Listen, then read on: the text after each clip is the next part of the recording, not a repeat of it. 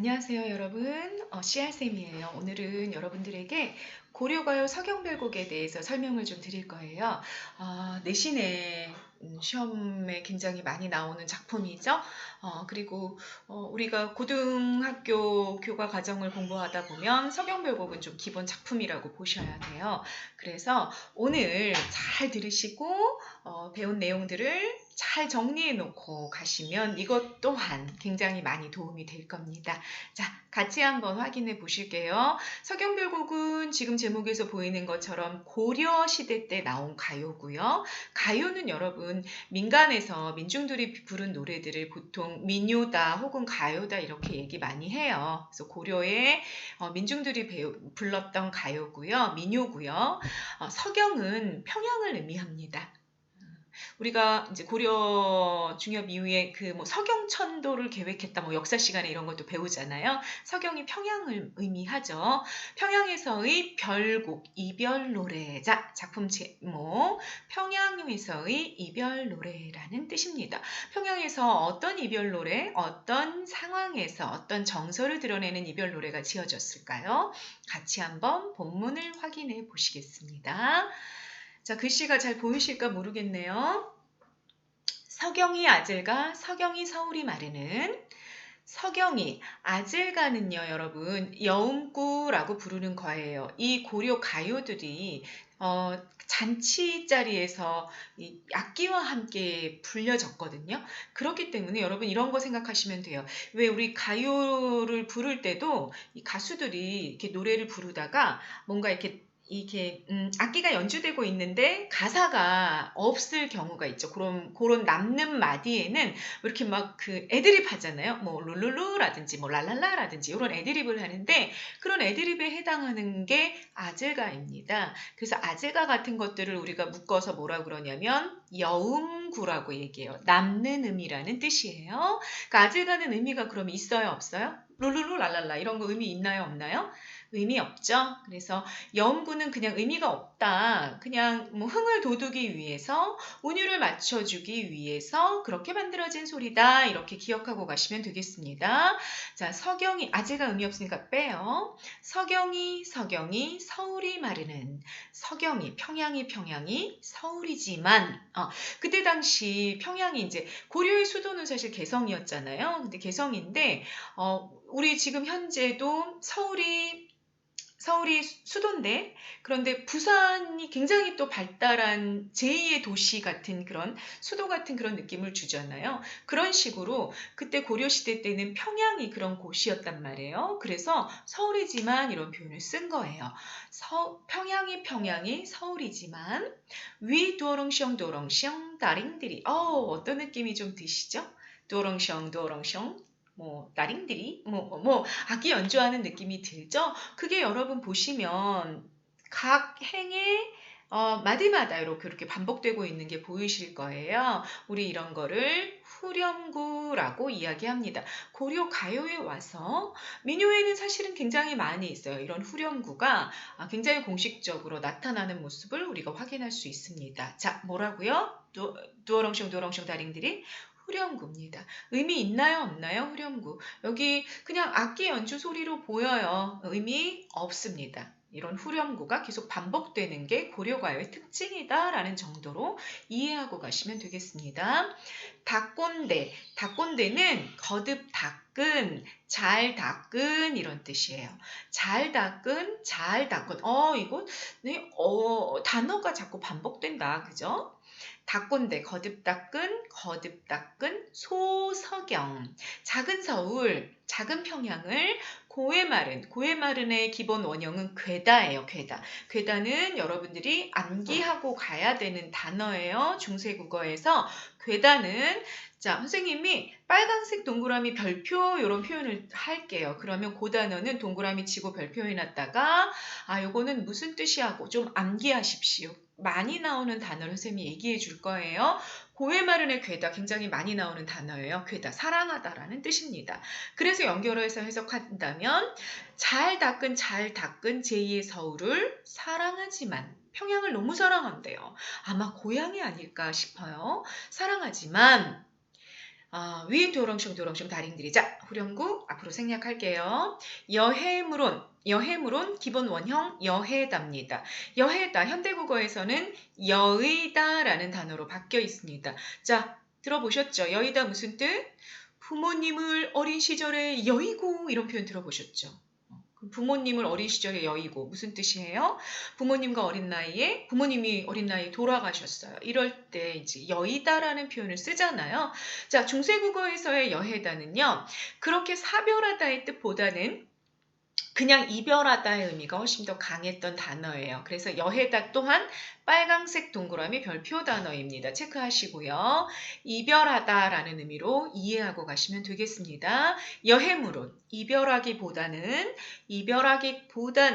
질삼배 길쌈하던 배를 버리고 길쌈하던 배 질삼배. 여러분, 화자가 여성임을 알려주는 단어다라고 우리가 이해하고 갈 수 있습니다. 길쌈이 뭐 하는 거죠? 옛날에는 여러분 뭐 공장이 있어가지고 옷을 이렇게 만들어냈던 게 아니잖아요. 집에서 옷을 만들었단 말이에요. 여인들이 실을 가지고 와서 배틀에다가 시실 날실을 걸고 막 이렇게 작업을 해서 천을 만들고 그 천으로 옷을 짰단 말이죠. 그럴 때 길쌈은 그렇게 천을 짜는 거.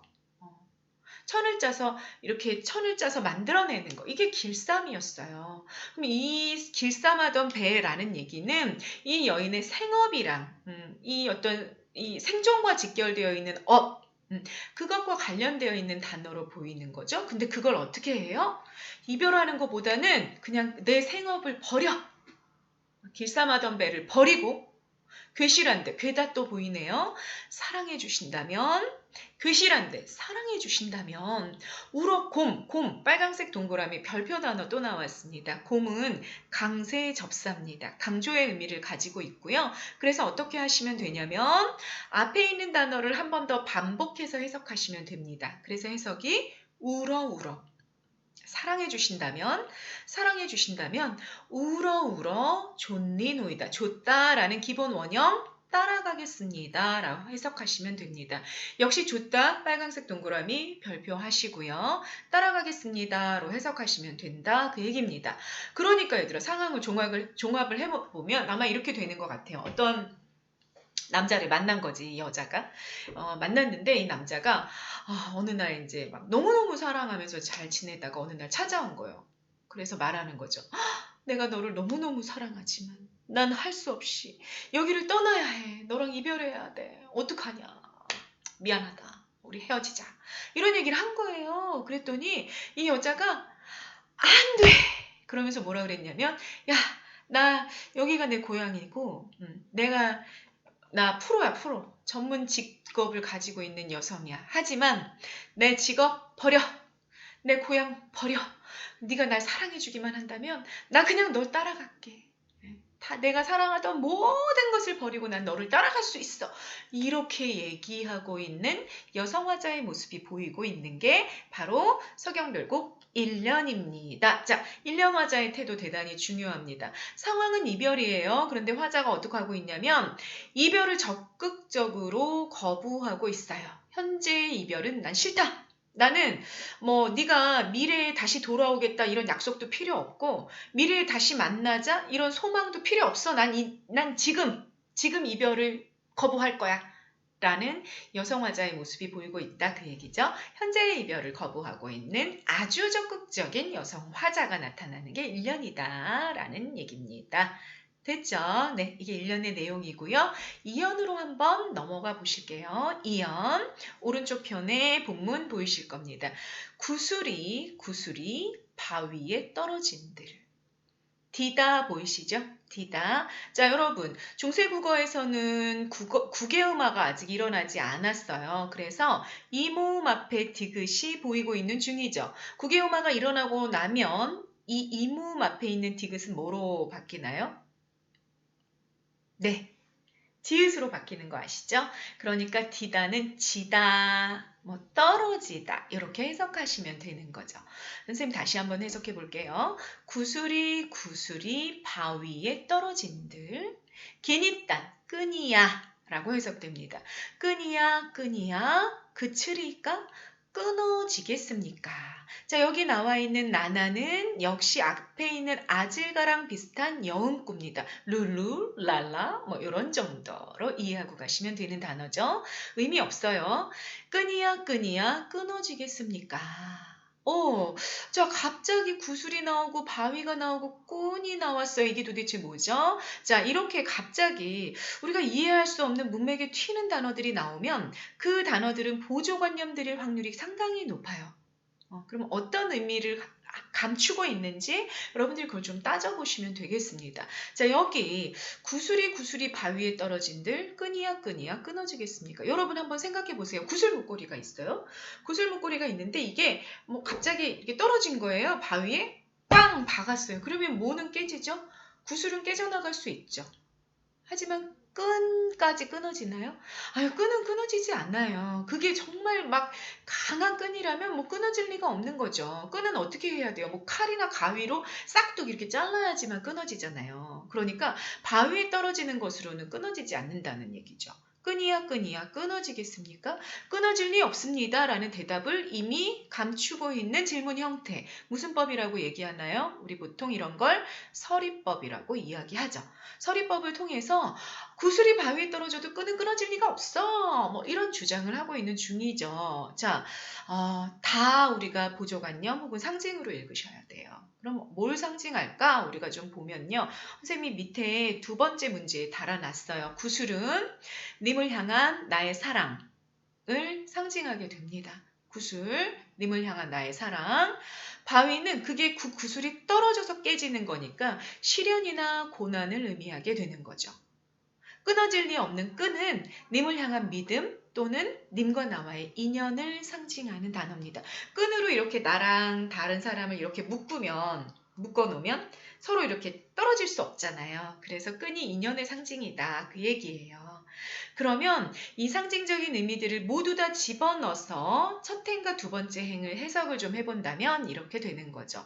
님을 향한 나의 사랑이 시련을 만나서 님과 내가 예를 들어서 아주 오랫동안 떨어져 있게 된다 해도 님을 향한 나의 믿음, 우리의 인연이 끊어질 리가 있겠습니까? 끊어질 리가 없죠. 라고 이야기하고 있는 화자가 보이게 되는 겁니다. 네, 이 상징을 이 자연물에 빗대어서 자기 사랑을 맹세했던, 자기 믿음을 맹세했던 이것을 그 뒤의 행들에서 직설적으로 좀 풀어놓고 있어요. 지문해부터 다시 보시면 되겠습니다. 지문은 천의 고유어예요. 천년을 외어 곰. 1년에 나왔어요, 여러분. 곰이 무슨 뜻이라 그랬죠? 강세접사라고 그랬죠? 앞에 단어 한 번 더 반복하는 거라 그랬었잖아요. 외로이. 천년을 외로이 녀신달. 자, 녀다 빨간색 동그라미 별표 단어입니다. 녀다 또는 예다라는 중세국어의 단어는 살다 지내다 혹은 지나가다라는 뜻을 갖고 있는 단어예요. 자, 맥락에 맞춰서 뭐 살다 지내다로 해석하든 지나가다로 해석하든 이렇게 맥락에 맞춰서 해석을 여러분들이 하시면 됩니다. 선생님이 여기 맞춰서 해석을 해보면 외로이라고 앞에 나와 있으니까 여다가 지나가다라는 뜻일까요? 외로이 지나간다? 천년을? 아니겠죠? 그래서 외로이 살아간들 이렇게 해석을 하시면 되는 거죠. 천년을 외로이 살아간들 신이 딴 믿을 신자인 거 알고 계시죠? 믿음이야 끊어지겠습니까? 님을 향한 내 믿음이 끊어질 리가 없지 않습니까? 이렇게 말하고 있는 중이죠. 자, 그러면 여러분 구슬이 끈이야 끊어지겠습니까? 요 두 행이랑 지문해를부터 그칠일까 마지막 행 3행과 4행이 문장의 구조가 같은 게 좀 보이실 거예요. 기니딴에 해당하는 대응하는 게 뭐? 신이딴. 그칠일까 이렇게 대칭이 좀 되고 대응이 되고 있잖아요. 그래서 이 이어는 대구 문장 유사한 문장 구조가 반복된 형태를 보여주고 있어요. 그럴 때 유사한 문장 구조의 반복이 나타났을 때 같은 위치에 있는 아이들은 의미가 같아요. 다시 말하자면 여기 기니딴에 대응하는 구가 뭐다?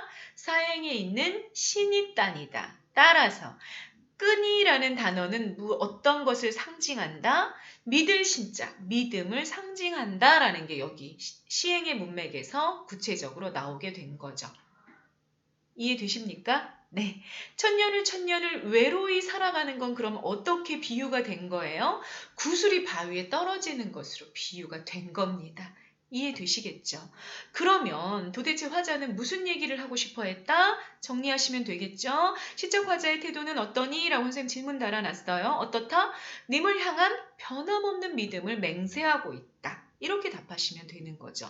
그리고 화자의 목소리가 이렇게 막 영원한 다짐, 맹세 이런 거 할 때는 좀 남성적인 느낌도 든다라는 것도 좀 이해하실 수 있을 것 같습니다. 그리고요, 중요한 게 세 번째 선생님이 질문이랑 대답으로 달아놨어요. 이어는요, 고려가의 정석가라는 작품이 있거든요. 근데 그 정석가의 6년과 똑같아요, 내용이. 똑같은 구절이 쓰여 있는 거예요. 그러면 여러분, 이거 표절이야. 표절이야. 이거 신고해야 되겠어. 막 이래야 될까요? 어떤 추정이 가능하다? 여러분, 표절이 되려면요, 이 작품이 개인 창작물이어야 돼요. 그런데 고려가요는요, 개인 창작물들이 아니고요, 민간에 그냥 떠돌아다니는 이야기, 노래들을 궁궐에서 이렇게 받아들인 거예요. 그래서 개인이 작자가 밝혀져 있지 않아요. 그렇기 때문에 그냥 구전이 됐었거든요. 민간에서. 구전이 되다가 나중에 조선시대 때 한글이 창제된 다음에 한글로 기록이 됐어요. 그랬기 때문에 이거는 표절이라고 얘기할 수 없습니다. 그러면 도대체 왜 정석가에도 서경별곡에도 이 똑같은 구절이 있었느냐 이런 질문을 했을 때 어떤 추정이 가능하느냐. 첫 번째, 이 구절이 당대 유행하는 구절이었을 것이다 아마. 민간에서 너무 많이 불려지던 구절이고 내용이 너무 훌륭한 거죠. 영원한 사랑의 맹세. 얼마나 훌륭해요. 그러니까 이 훌륭한 구절이 서경별곡에도 붙고 정석가에도 붙고 뭐 이랬을 것이다라는 추정이 가능하다라는 얘기입니다. 그리고 당대 유행 구절을 두 노래가 같이 가지고 있으려면 두 번째 추정, 서경별곡과 정석가가 비슷한 시기에 지어져 불렸기 때문에 그게 가능했었겠죠. 네, 그런 추정도 가능하고요. 또 구전되는 과정에서 첨삭이 이루어질 가능성이 높다. 특히 언제? 궁중음악으로 흡수됐다라는 얘기를 아까 선생님 잠깐 했죠. 궁중에서 받아들일 때 영원한 사랑의 맹세는 정말 궁중에서 임금을 향해 신하들이 부르기 너무 좋은 내용이잖아요. 그래서 그때 아마 여기저기에 좀 추가가 되지 않았을까? 서경별곡과 정석가에 이렇게 우리가 추정할 수도 있다라는 얘기입니다. 이해되셨죠? 자, 요 세 가지를 여러분들이 정리하고 가시면 되겠습니다. 당대 유행 구절이었을 거야. 유행 구절을 같이 가지고 있으니까 비슷한 시기에 불렸겠지. 그리고 아마도 궁중음악으로 흡수되는 과정에서 첨가되었을 확률이 높아라고 정리하고 가시면 된다. 그 얘기입니다. 자, 마지막 문제, 이연에 사용된 표현법. 대구 일행 이행과 삼행 사행이 문장 구조가 비슷하다. 대구법 있었고요. 서리법 어디 있어요, 여러분? 그치리까 질문 형태 서리법 쓰였고 반복법 1년 말고 2연에도 시어를 자꾸 반복하는 거 보이시죠? 또는 지금 2연 같은 경우는 긴이 땅 그치리까 신이 땅 그치리까 뭐 이런 식으로 시구의 반복도 보이고 있죠. 그래서 대구 서리 반복법이 쓰였다라고 정리하시면 되겠습니다. 자, 3년으로 이제 넘어갑니다. 3년 대동강 아지가 연구 대동강 넓은지 몰라서 배를 내어 놓았느냐 니은다는 의문형 종결 어미예요. 그래서 물어보는 거예요. 배를 내어 놓았느냐 사공아 사공아 불렀네. 여러분 선생님이 말 건네는 어조 영상 찍어놨어요. 우리 말 건네는 어조 기억 잘 못하는 사람들은 그 영상 확인하고 오세요. 사공아 호격조사를 통해서 불렀기 때문에 사공은 이 시안에서 시적 첨자가 돼요.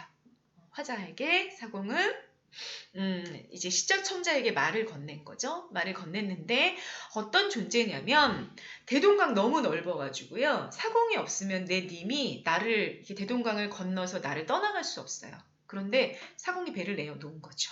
그래서 화자에게 사공은 님을 싣고 강을 건너기 때문에 비난의 대상이에요. 님 대신 화자가 비난하는 데서 님을 야, 너 날 버리고 어디 가? 이러면은 님이 무서워.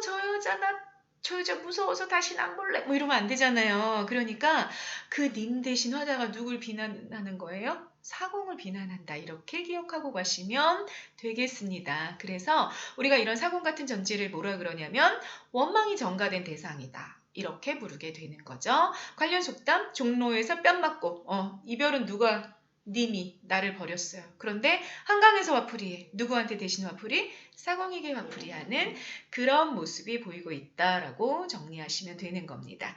네, 다시 가실게요. 대동강이 너무너무 넓은데 너 그거 모르고 배를 내어 놓았니 사공아? 계속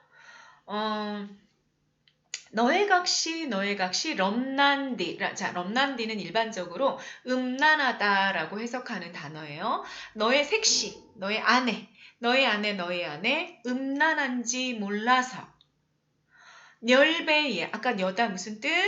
살다 지내다 지나가다. 여기는 멸배니까 지나가는 배가 되겠죠? 지나가는 배에 연진다. 얹었느냐? 몸을 얹었느냐? 사공아. 너 니각시가 얼마나 음란한데 너 이렇게 가는 배에 몸을 얹었어? 사공아? 이거 성격 뭐죠? 공갈협박이죠. 공갈협박. 이 사공의 아내가 진짜 음란했다기보다는 이제 협박하는 거예요. 야, 너 사공아, 너 대동강 건너갔다 오려면 한 2, 3일 걸릴 텐데 그동안에 네 각시가 너무 음란한 여자여가지고 네가 가 있는 동안에 여기서 바람 필 텐데 너 가도 되겠어? 너 가면 안 될 것 같은데? 협박하고 있는 중이에요. 왜? 배를 띄우지 못하게 하려고. 배를 왜 못 띄우려고, 안 띄우게 하려고 그래? 님이 그 배에 타고 있으니까. 네, 님이 가지 못하게 하려고 사공을 막 협박하고 있는 여자의 모습이 드러나는 거죠. 너무 웃기죠, 이 여자. 네, 그런 모습이 보여요. 그래서 이 3년을 가지고 우리가 굉장히 웃기다, 골개미가 드러나 또는 해양미가 드러나 뭐 이런 말들을 하게 되는 거예요. 네, 계속 갑시다. 그 다음 행이에요. 대동강 건너편 꽃을. 자, 여러분 꽃은 문학에서는 예쁘잖아요. 일단 여성 상징이에요. 그럼 건너편에 꽃이 있다라는 건 화자는 아니죠. 일단 화자는 이쪽 편에 있을 테니까 건너편에 있는 꽃이라는 건 다른 여자를 의미하게 되는 거죠. 대동강 건너편 꽃을 배 타고 가면 거꾸리이다. 꺾을 것입니다. 네, 꺾는다라는 거는 좀 뭐라고 해야 될까? 미성년자 관람 불가? 남녀간의 사랑, 뭐 이런 것들을 꽃을 꺾는다 이렇게 표현한단 말이에요. 그러면 배를 타고 가서 건너편의 꽃을 꺾는 사람은 누가 되는 거예요? 화자를 버리고 간 님이 되는 거죠. 그 님이 다른 여자를 만나서 그 여자와 사랑을 나눌 것이다. 이렇게 얘기하는 거예요. 그래서 거꾸리더의 밑줄을 긋고 주체가 누구니? 라는 문제가 나오면 님이에요 라고 답하시면 되는 거예요. 자, 그렇다면 선생님 문제에 적어놓은 거 계속 따라가시면 됩니다. 여기에 담긴 화자의 정서는 뭐예요? 다른 여자를 질투하고 있는 중인 거죠. 왜? 가서 내 님이 나를 버리고 가서 다른 여자랑 사랑을 나눌 것이기 때문에. 그래서 님을 너무너무 질투하는데 님을 원망하지는 못하고 대신 누구를 원망해? 사공을 원망해요. 사공을 원망하면서 협박해요. 뭐라고? 니각시가 음란해서 바람필 거야. 이렇게 협박을 하는 거죠. 네, 그런 내용이 3년의 내용이고요. 질투에 찬 여성의 목소리를 여러분들이 들으실 수 있었던 겁니다. 네, 여기까지가 서경별곡의 본문 내용이에요. 자, 옆에 오른쪽에 내용 정리. 전체적인 내용 정리 다시 한번 확인하고 가십니다. 고려과의 특징 정리되어 있어야 됩니다. 잘 정리하세요, 여러분. 선생님 설명해 줄게요. 누가 불렀다? 고려시대 평민들의 노래였었다. 구전되고 있었어요. 그런데 고려 말에 궁중음악으로 흡수됐습니다. 왜 고려가요가 궁중음악으로 흡수되었는지는 선생님이 너무 얘기가 기니까 다른 영상을 통해서 설명해 드릴게요. 어쨌거나 고려 말에 궁중음악으로 흡수됐어요. 구전되다가 고려시대 궁중음악으로 흡수되었을 때도 기록 안 됐어요. 그냥 구전되고 있다가 조선시대 때 성종 이후 한글이 창제되고 난 이후에 한글로 기록이 됐습니다. 자, 뭐로 기록되었다? 한글로 기록되었다. 근데 기록을 할 때 누가 기록을 했냐면요. 여러분 이렇게 노트 같은 게 있으면 좀 적어보시면 좋을 것 같아요. 누가 기록했냐면 조선조의 유학자들이 기록을 했어요. 유학자들이. 여러분 유학자들, 성리학자들, 남녀관계에 대해서 굉장히 터부시했던 사람들이에요. 유학에서는 너네 그 원칙 기억하시죠? 유학에서는 남녀관계 어떻게 봐요? 남녀 7세 부동석이다. 남녀가 7살만 돼도 같은 공간에 앉지 말아라. 같이 앉혀놓지 말아라. 이런 입장을 가지고 있었단 말이에요. 그래서 고려가요를 기록하는데 이 유학자들이, 성리학자들이 고려가요를 기록을 했단 말이에요. 그러는데 이 고려가요는 민간에서 민중들이 부른 노래잖아요. 여러분 한번 생각해 보세요. 민중들이 부른 노래는 사랑 노래가 대부분이에요. 사랑 노래가. 그것도 고려가 조선보다 성적으로 훨씬 더 개방적이었다 뭐 이런 얘기들도 하잖아요. 그러니까 이 조선시대의 성리학자들이 이 노래를 기록하려고 봤더니 뭐 얼굴이 붉어지고 막 어떻게 막 헛기침이 나오고 막 이런 내용들이 너무 많은 거예요. 그래서 기록의 원칙을 만들었어요. 그 원칙이 뭐냐면 남녀 상열지사는 사리부재하겠다라는 원칙입니다. 의미를 여러분 풀어드릴 테니까 적어보세요. 남녀가 상열, 서로 상자, 사랑할 열자예요. 남녀가 서로 사랑하는 가사는 사리부재, 그 가사를 시를 제자, 그 가사를 싫지 않겠다. 다시 남녀가 서로 사랑하는 노래 가사는 그 가사를 기록하지 않겠다. 라는 검열의 원칙이 있었던 겁니다. 그 원칙에 입각해가지고 노래 가사들을 이렇게 검열을 하다가 자기네들 마음에 너무 안 들어, 너무 야해, 생략. 여기는 좀 바꾸자, 수정, 이런 일들이 일어났던 거죠. 그래서 아마도 고려가요 정말 수만 곡이 되었을 텐데 이 정리 과정에서 굉장히 많은 곡들이 사라졌어요. 물론 아직까지도 생명력을 가지고 이어져 오는 작품들이 있습니다. 굉장히 야한 노래들도 사실은 있어요. 근데 그런 노래들도 몇 편은 남아 전해지고 있는데 굉장히 많은 작품들이 사라졌죠. 네, 남녀상열지사 사리부재라는 말이 나오면 고려가요의 원칙이었다라고 기억하고 가시면 되겠습니다. 자, 음보는 삼음보였습니다. 삼음보. 그리고 음보에 따라서 이제 끊어 읽는 것이 이제 세 마디로 끊어 읽어졌었다라는 얘기죠. 대동강, 넓은지 몰라서 이런 식으로 마디가 세 마디로 끊어지고 있었고 글자 개수, 음수율은 3개, 2개인 경우가 많았어요.